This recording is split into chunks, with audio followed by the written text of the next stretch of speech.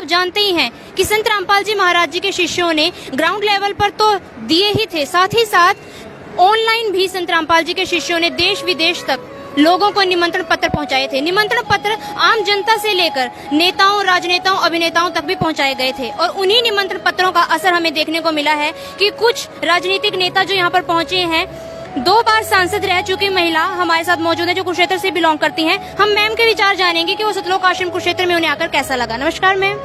हाँ मैम, मुझे यहाँ पर आकर के बहुत अलौकिक आनंद की अनुभूति हुई है।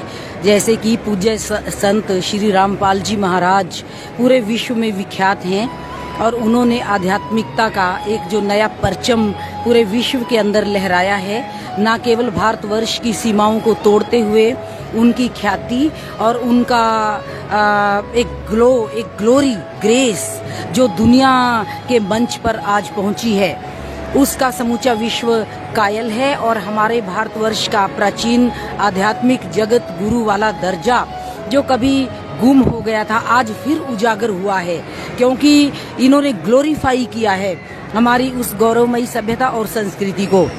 जैसे कि मिलजुल कर रहना और आपस में प्रेम, प्यार, भाईचारे को स्थापित करना, कायम करना, धर्म, मजहब, जाति, संप्रदाय विहीन समाज का निर्माण करना, गरीब कन्याओं की शादियां करना और महिलाओं पर अत्याचार बंद हों और हमारा भारतवर्ष संपन्न समृद्ध राष्ट्र बने।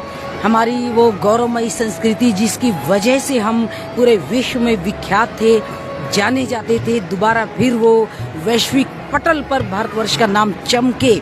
इस प्रकार के पूज्य संत हमारे श्री रामपाल जी महाराज जो पूजनीय हैं, जो प्रातः स्मरणीय हैं, उनके सानिध्य में लाखों लाखों लोग उनकी पवित्र वाणी से लाभान्वित हो रहे हैं, लाभ अर्जित कर रहे हैं, बुराइयों को त्याग रहे हैं, लोग शराब का सेवन छोड़ रहे हैं, नशों से दूर भागने के लिए तौबा कर रहे हैं और अपने जीवन में प्रेम प्यार से रहने का संकल्प ले रहे हैं। घरेलू कलह और घरेलू समस्याएं, दिक्कतें, परेशानियों से पार पा करके एक सच्चे आनंद की स्वर्गिक अनुभूति कर रहे हैं, जैसे कि मुझे भी आज हुई है, अलौकिक अनुभूति। तो मैम, ये तो जैसे आपने संत रामपाल जी के विषय में बताया, तो आप सतलोक आश्रम की व्यवस्थाओं के विषय में क्या कहना चाहेंगे? आपने जो व्यवस्थाएं देखी, कैसी लगी आपको व्यवस्थाएं? मैम, व्यवस्थाएं तो बहुत ही इतने सिस्टमेटिक तरीके से अंजाम दी जा रही हैं कि कोई किसी भी प्रकार की किसी अव्यवस्था का सवाल ही पैदा नहीं होता।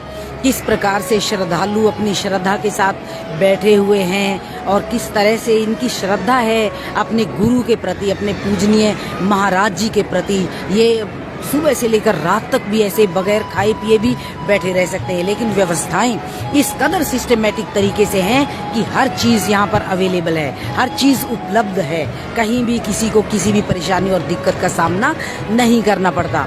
VIPs को रिसीव करने वाले अलग हैं ताकि उनको फटाफट से गंतव्य तक पहुंचाया जा सके और हर प्रकार के सिस्टम को मेंटेन करने के लिए अलग अलग टीम्स बनाई गई हैं। पुरुषोत्तम जी सैनी जो मैनेजर हैं, यहाँ के मेन मुख्य मैनेजर्स में से एक हैं, उन्होंने पूरे सिस्टम को ऐसे कसा हुआ है कि ऐसे इधर से उधर हिलने का प्रश्न ही पैदा नहीं होता व्यवस्था का। मैं यहाँ पर देख करके व्यवस्थाओं को गदगद हो गई हूँ, चाहे वो खाने की व्यवस्था हो, बैठने की, रहने की, अनुशासन की व्यवस्था हो और किसी भी प्रकार की व्यवस्था हो। बेटे, आप तो देख ही रहे हो, आपके समक्ष तो सारा नज़ारा है ही। मैंने ऐसा अलौकिक स्वर्गिक नज़ारा मुझे लगता है कि ज़िंदगी में पहली बार देखा है, पहली बार अनुभव किया है। मैम, जैसे कि अलग समाज को तो समाज कहा जाता है, लेकिन सतलोक आश्रम में जैसे ही हम प्रवेश करते हैं तो उनके भक्तों को भक्त समाज कहा जाता है। तो आम समाज से आपको भक्त समाज में क्या भिन्नता नजर आई दोनों में? आम समाज का देखिए अपना अपना अलग सिनेरियो है। आम समाज तो जैसे अलग अलग समाज होते हैं, यहाँ पर तो हर समाज के लोग मौजूद हैं जो मिल करके एक हो गए हैं। जैसे कि छोटी छोटी नदियाँ सागर में गिरकर एक हो जाती हैं और बूंदें सागर में बरसती हैं, वो उसमें भर करके पानी जल बन जाती हैं। तो ऐसे ही यहाँ पर सारे लोग बने हुए हैं, किसी का कोई अपना अलग वजूद ना समझते हुए बस उस एक परम सत्ता में अपने आप को विलीन कर दिया है लोगों ने।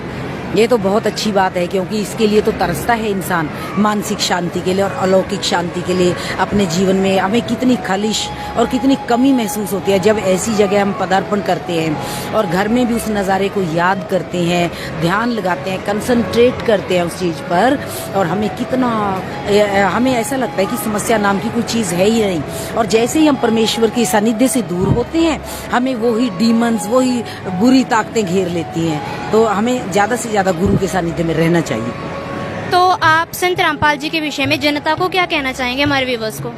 मैं जनता को यही कहना चाहूँगी कि ऐसे महान संत का हमें अनुकरण करना चाहिए, जिन्होंने बुराइयों को मुक्त करने का बीड़ा उठाया हुआ है, बुराई मुक्त समाज का निर्माण करने का, जिन्होंने भारत की प्राचीन गौरवमयी संस्कृति को ग्लोरीफाई करने का बीड़ा उठाया है। हमें इस प्रकार से उनके अनुकरणीय बनना चाहिए।